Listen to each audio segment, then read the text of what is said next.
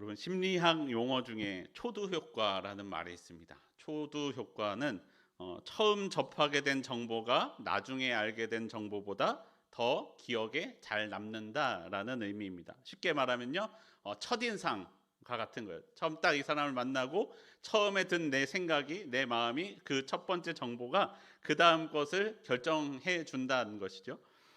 한 사람이 있습니다. 이 사람은요, 똑똑하고 근면한데 비판적이고 고집이 세며 질투심이 강합니다. 다른 한 사람은요, 질투심이 강하고 고집이 세요. 비판적이에요. 그런데 근면하고 똑똑합니다. 어떤 사람이 더 좋아 보이세요? 처음 사람이 처음에 좋은 정보를 이야기해 주는 것이 나중에 좋은 정보를 이야기해 주는 것보다 그 사람에 대해서 좋게 느끼기 쉽다라는 것입니다. 다시 말하면요, 이 첫인상 때문에 생긴 편견이 그 사람을 바르게 판단하는 데 가로막는 벽이 된다라는 것이죠. 우리가 계속해서 보아오고 있는 사도행전은 성령행전이라고도 이야기합니다. 성령께서 제자들 가운데 초대교회 가운데 움직이시는 역사를 기록한 책이기 때문에 그렇죠. 지난주 이정진 목사님 말씀을 통해서 우리는 사도 바울의 회심 사건을 보았습니다. 하나님께서 사도 바울을 이방인에게 복음을 전하기 위한 그릇으로 준비시키셨다라는 것을 보았습니다. 이제 사도 바울을 통해 이방인을 향한 복음 전파의 역사가 시작될 것입니다. 그런데 그 역사가 시작되기 전에 넘어야 할 산이 하나 더 있었어요. 그것은 무엇이냐면 베드로와 초대교회의 편견, 그 벽이었습니다. 이미 복음을 들은 사람들의 생각이 그 복음이 전해지는 것을 가로막고 있었습니다. 처음에는요, 베드로를 비롯한 초대교회의 많은 사람들이 예수님의 복음이 유대인만을 위한 복음이다라고 생각했습니다. 그들은 그렇게 생각했던 그 편견이 하나님의 복음이 세상에 전파되는 것을 가로막고 있었던 거죠. 먼저 유대인을 통해 오신 하나님의 복음은 모든 민족을 향해 전파되어야 하지만 사람들의 편견에 그 하나님의 복음이 갇힌 것입니다. 그들의 갇힌 생각이 이방인을 향해 적극적으로 복음을 전하지 않게 하였습니다. 하나님의 복음이 사람들 때문에 갇힌 것이죠. 그러니까요, 여러분, 하나님은 모든 민족에게 복음을 전하기 위해서 직접 움직이기 시작하십니다. 먼저는요, 베드로의 마음을 바꾸십니다. 그리고 하나님을 찾는 고넬료를 사용하십니다. 성령을 부으사 사람들의 그 가로막는 편견을 깨뜨리십니다. 그리고 그 일을 통해 하나님의 복음이 땅 끝까지 전파되게 하십니다. 이제 복음은 사람들의 편견의 벽을 넘어 이방으로, 모든 민족으로 전파될 것입니다. 사도행전에서 성령께서 역사하셨던 그 역사를 우리도 함께 보고 함께 누리기를 원합니다. 먼저 고넬료의 모습을 함께 보겠습니다. 사도행전 10장 1절부터 2절까지 1절과 2절의 말씀입니다. 우리 함께 한 목소리로 읽어보겠습니다. 시작. 가이사랴에 고넬료라 하는 사람이 있으니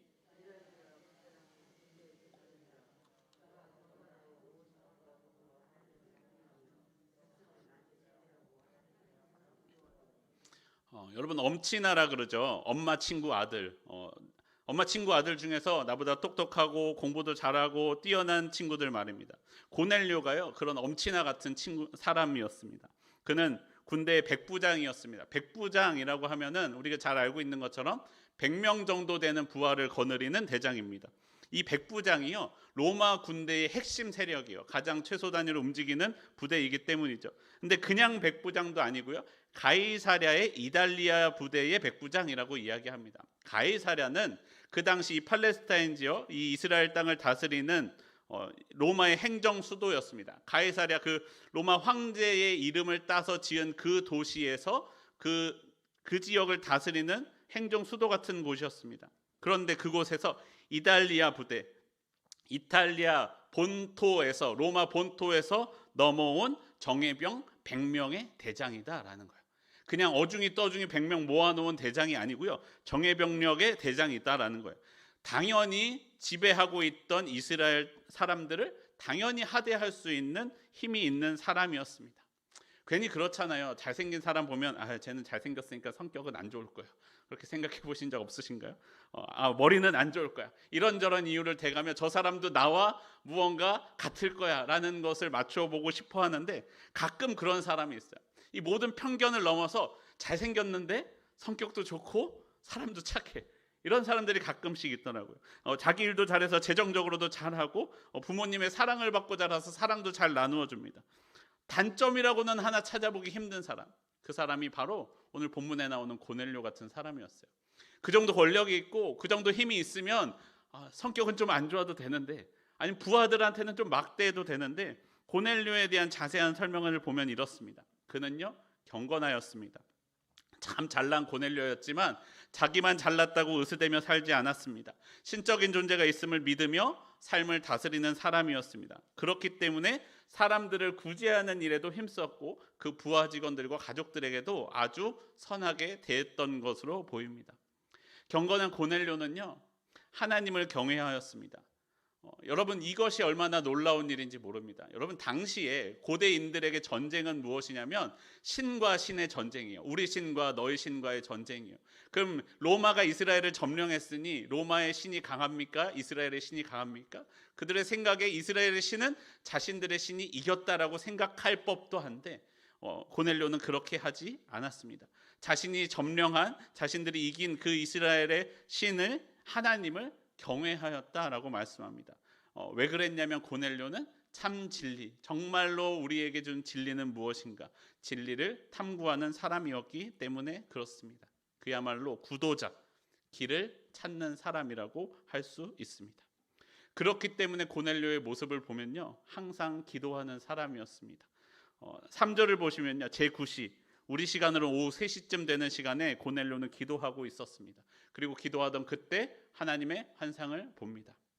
여러분, 제9시가 언제예요? 베드로와 요한이 성전으로 올라가서 기도하던 그 시간, 유대인들도 기도하던 그 시간, 걷지 못하는 사람을 일으켜 걷게 했던 그 시간에 고넬료도 기도하고 있었고 고넬료도 하나님의 환상을 보게 되었습니다. 진짜 구원은 무엇인가? 이 착하게 살면서 진짜 구원의 길을 찾는 구도자 고넬료에게 성령께서 나타나 말씀하십니다. 늘 하나님의 말씀을 가까이 했던 고넬료였기 때문에 그 일이 두려웠지만 그 말씀을 듣고 있습니다. 천사를 통해 말씀하십니다. 사람들을 요바에 보내어 베드로를 데려오라라는 것입니다. 그 사람에게 꼭 들어야 할 것이 있었기 때문입니다. 여러분, 고넬료의 이야기를 들으면서 어떤 생각이 드십니까? 고넬료는요 그야말로 법 없이도 살 사람이었어요. 아무도 그에게 제재하지 않아도 선하게 살 사람이었습니다. 세상적으로도 성공하고 착하게 살았던 사람이에요. 그런데 여러분, 우리가 아무리 선하게 살아도 세상적으로 큰 성공을 거두었다 할지라도 예수님의 복음을 듣지 못하면 하나님의 구원을 받을 수 없음을 기억해야 됩니다. 하나님의 복음은 성령의 인도하심이 없으면 우리의 삶의 끝은 아무것도 아니다라는 것을 기억해야 됩니다. 로마서 10장 17절은 이렇게 말씀합니다. 그러므로 믿음은 들음에서 나며 들음은 그리스도의 말씀으로 말미암았느니라. 그 구원은요 들음에서 납니다. 우리는 들어야 됩니다. 듣지 못하면 구원받을 수 없다는 거예요. 그 사람이 아무리 잘나도, 아무리 착해도, 아무리 선한 일을 많이 해도 복음을 듣지 못하면 구원받지 못한다라는 것입니다. 누군가 고넬료에게 복음을 전해 주어야만 합니다. 여러분, 우리 전도할 때 생각해 보십시오. 누구에게 복음을 전할 때 나보다 잘 나가는 사람, 나보다 더 잘된 사람, 성공한 사람을 만나면 어떻게 됩니까? 여러분은 아닐지 모르겠지만 저는 가끔씩 위축될 때가 있는 것 같아요. 저 사람이 과연 내가 말하는 복음을 들을까? 내가 전하는 하나님의 복음을 저 사람 마음 가운데 심길 수 있을까? 그리고 여러분, 선교를 할 때도 그래요. 선교를 할 때도 선진국에 가서 복음을 전하는 것이 경제적으로 후진국에 가서 복음을 전하는 것보다 더 어렵고는 합니다. 그런데 여러분, 그들에게도 복음이 필요하다는 거예요. 아무리 세상적으로 성공해도 힘이 있어도 복음이 필요하다는 거예요. 어떤 권세자도 능력자도 하나님의 복음이 필요합니다. 어떤 선한 사람에게도 예수님의 복음이 필요합니다. 여러분, 이 말씀은요 우리에게 두 가지를 깨닫게 해줍니다. 세상적인 기준에 갇혀있는 하나님의 말씀, 복음이 우리 가운데에도 갇혀있는 그 말씀이, 복음이 있을 수 있다라는 것입니다. 먼저는 여러분, 혹시 내가 전하고 있지 못하는 사람이 있지는 않은지 되돌아보기를 원합니다. 여러분, 내가 내 생각에 가로막혀 복음을 전하고 있지 못하는 사람이 있을 수 있다는 거예요. 나보다 더 잘 나가는 친구에게, 나의 직장 상사에게, 혹은 시부모님 같은 어려운 어르신들에게 복음을 전하지 못하고 있지는 않습니까? 저 사람은 내가 말해도 듣지 않을 거야 라고 생각하고 있지는 않았습니까? 여러분, 그분들에게도 하나님의 복음이 필요합니다. 그리고 하나님께서는 그 복음을 그에게 전하기 위하여 나를 준비시키고 있을 수도 있다라는 것입니다. 여러분, 우리가 용기 내길 원합니다. 그가 듣든지 아니 듣든지 나에게 주어진 사명은 무엇입니까? 전하는 것입니다. 그가 듣지 않을 것 같아도요, 전하십시오. 그러면 하나님께서 그의 마음 가운데 역사하신다라는 것입니다. 우리가 성령을 힘입고 세상적인 기준을 넘어 그분에게 복음을 전하기를 원합니다. 하나님의 복음이 그분에게도 전파되어 함께 구원의 기쁨을 누리는 삶이 되기를 원합니다. 또한 여러분, 우리가 잊지 말아야 할 것은요, 나를 향한 하나님의 말씀을 들어야 한다는 거예요. 나를 향한 하나님의 말씀이 내가 생각하기에 부족한 사람, 내가 생각하기에 연약한 사람을 통하여 나에게 말씀하실 수도 있다는 거예요. 나의 그 편견이 내가 어떻게 저 사람의 말을 들어 하는 그 사람을 통하여 하나님께서 내게 말씀하실 때가 있다는 거예요. 아이를 키우면서 생각하는 것이 저 아이의 저 한마디가 저의 마음을 찌를 때가 있어요. 아이 아무 생각 없이 하는 그 한마디가 하나님이 저 아이의 입을 통해 저에게 하는 하나님의 말씀으로 들릴 때가 있습니다. 여러분, 내가 하대하는 그 사람 통해 나의 직장에서 나의 아랫사람이든 아니면 나의 뒤를 봐주는 나를 케어해주는 사람이든지 그 사람을 통하여 하나님께서 내게 말씀하실 때가 있다는 거예요. 그런데 내가 그 사람과의 나와의 관계 때문에 그 사람의 말을 듣지 않는다면 하나님의 말씀은 나에게 들어오지 못한다라는 것입니다. 여러분, 나를 향해 하시는 하나님의 말씀이 나의 그 생각 때문에 갇혀 버릴 수 있다라는 것입니다. 나를 향한 하나님의 말씀의 권위는요, 그 사람에게 있는 것이 아니라 그 사람에게 말씀을 주신 하나님께 있음을 기억해야 됩니다.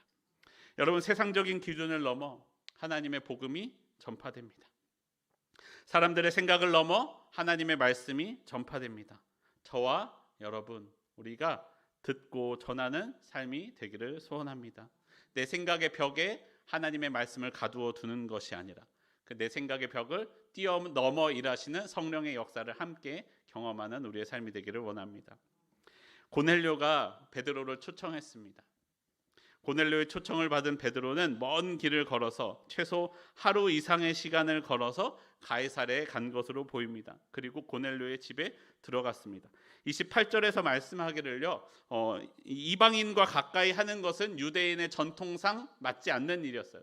전통상 이방인과 가까이 하지 않았어야 됩니다. 하지만 베드로는 하나님이 말씀하셔서 하나님의 말씀을 따라 이곳까지 왔습니다.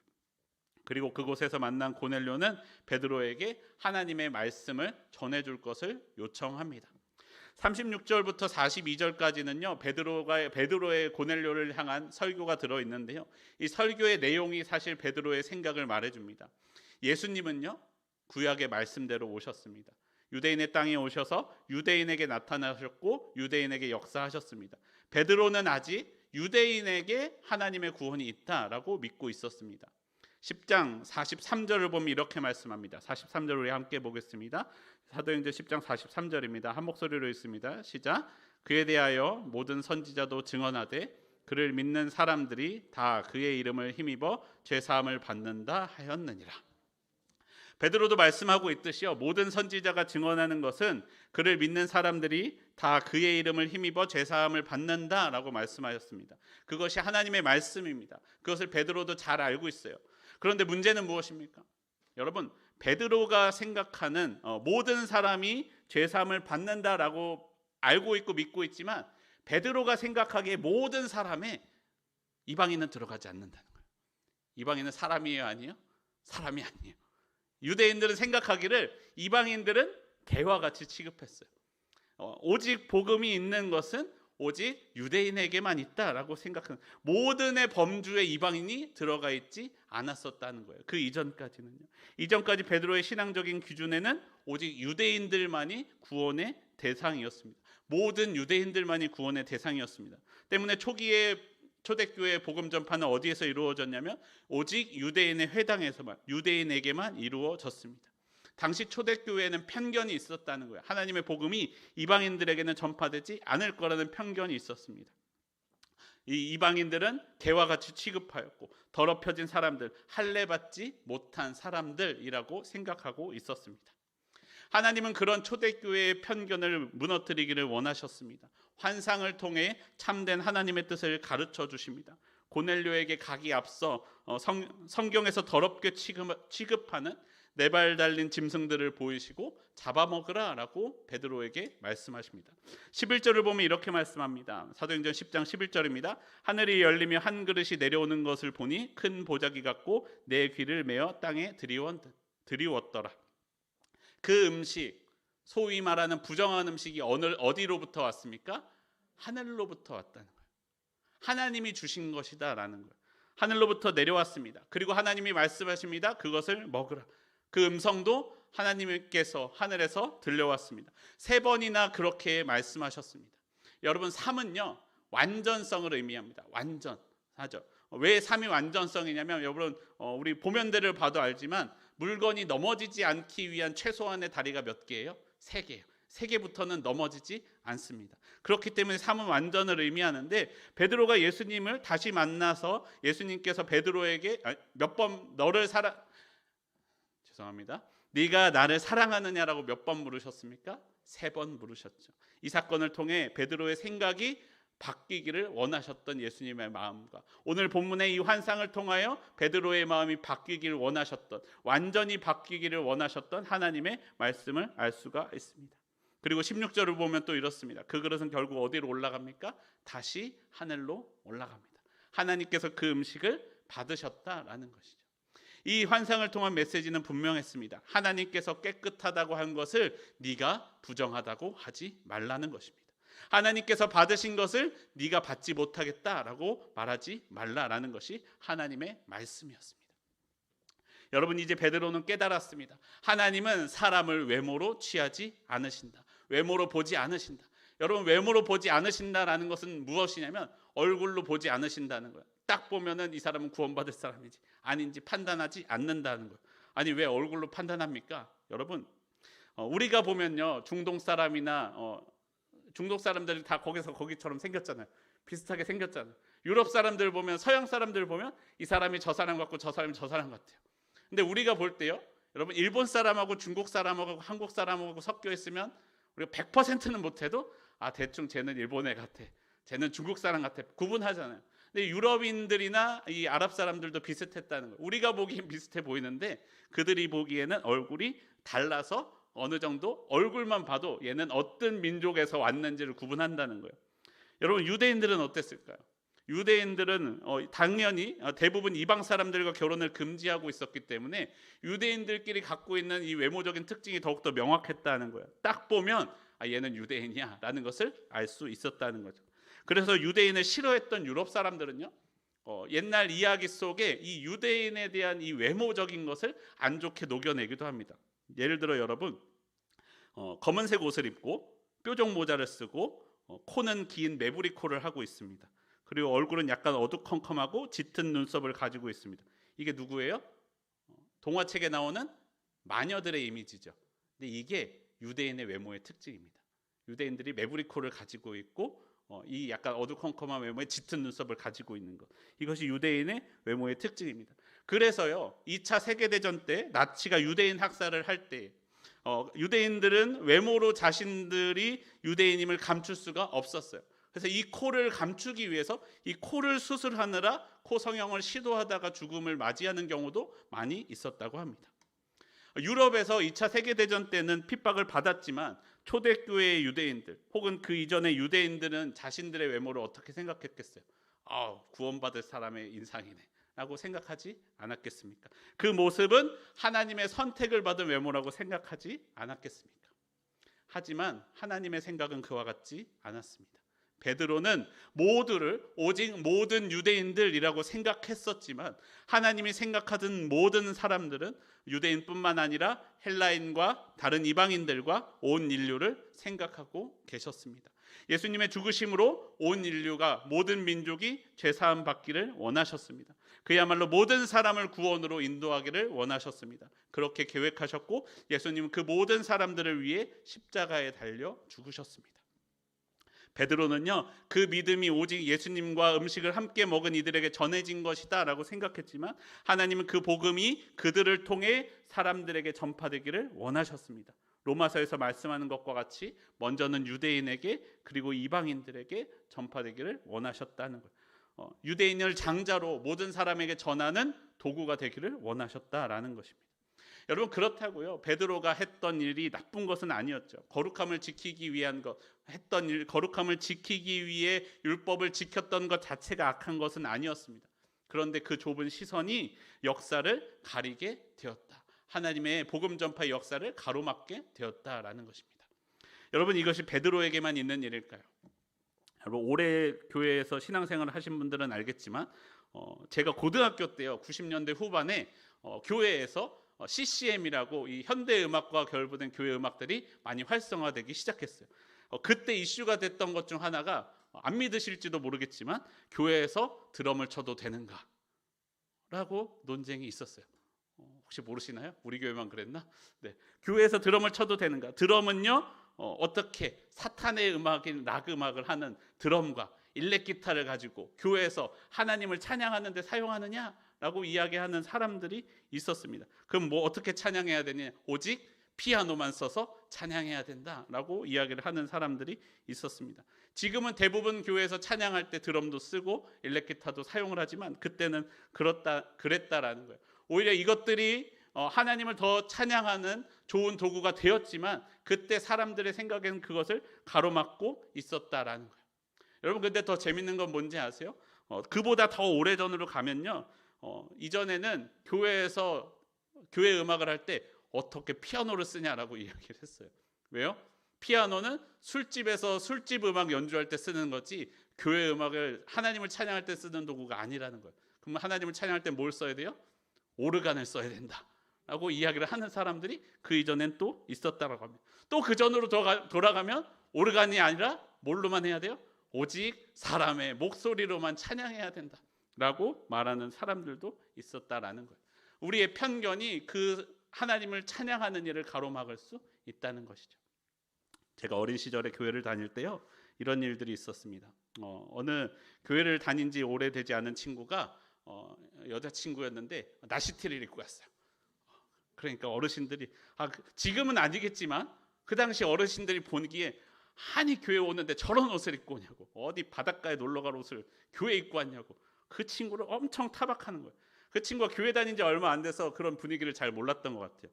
그러니까 어른들이 그렇게 막 타박하니까 이 친구가 마음이 상해요, 안 상해요? 마음이 상했어요. 그래서 근데 후에 알고 봤더니요, 그 친구는요, 교회에 간다고 하니까 자기가 입는 옷 중에서 가장 예쁜 옷, 가장 좋은 옷 해서 교회 입고 왔는데 어르신들의 눈에 보기에는 아니 저런 옷을 입고 교회 오냐고 라고 타박을 했던 거예요. 바닷가나 놀러갈 옷을 입고 교회 오는 그런 녀석이 어딨냐고 엄청 타박해서 그 친구가 그 이후로 교회에 나오지 않았어요. 여러분, 근데요, 이후에 어떤 목사님이 이런 복장에 대해서 이렇게 말씀해 주시더라고요. 여러분, 바닷가에 갈 복장을 입고 교회에 왔으니 얼마나 복된 일입니까? 바닷가에 갈 복장을 입고 바닷가에 가지 않고 교회에 왔으니 얼마나 칭찬할 일이 아닙니까? 라고 말씀해 주시더라고요. 여러분, 우리의 마음에는 어떤 편견이 있습니까? 하나님의 복음을 전하는 데에 어떠한 편견, 어떤 사람의 겉모습을 보고 그 사람의 신앙을 저울질하고는 하기도 하죠. 내가 그 사람의 본 단편적인 모습만을 보고 그 사람의 구원을 평가하기도 합니다. 여러분, 그것이 우리를 향한 하나님의 구원의 복음을 가로막을 수 있다라는 것입니다. 내가 그 사람의 구원을 결정하고 있다는 거예요. 때문에 이웃을 향한 복음 전파를 내가 막고 있을 수 있다라는 것입니다. 여러분, 내 주변의 이웃들을 예수님의 사랑으로 받아들이고 안아주는 우리의 신앙이 되기를 원합니다. 다른 사람을 판단하고 저울질하기보다 품어주고 안아주는 신앙이 되기를 원합니다. 하나님께서는 내 판단과 편견을 넘어 그 그들에게까지 복음을 전하기를 원하고 계십니다. 세상적인 기준의 벽을 넘어 하나님의 복음이 전파됩니다. 나의 종교적인 기준을 넘어 하나님의 복음이 전파됩니다. 성령이 임하시고 방언을 하며 하나님을 높여 찬양합니다. 그곳 가운데 예수님의 이름으로 세례가 베풀어집니다. 여러분, 하나님의 복음을 내 생각에, 내 기준에 가두어 놓지 않기를 바랍니다. 나를 뛰어넘어, 내 수준을 뛰어넘어 일하시는 하나님께 내 판단을 맡기기를 원합니다. 편견의 벽을 넘어 복음을 전하시는 하나님의 역사하심에 함께하는 저와 여러분의 삶이 되기를 소원합니다.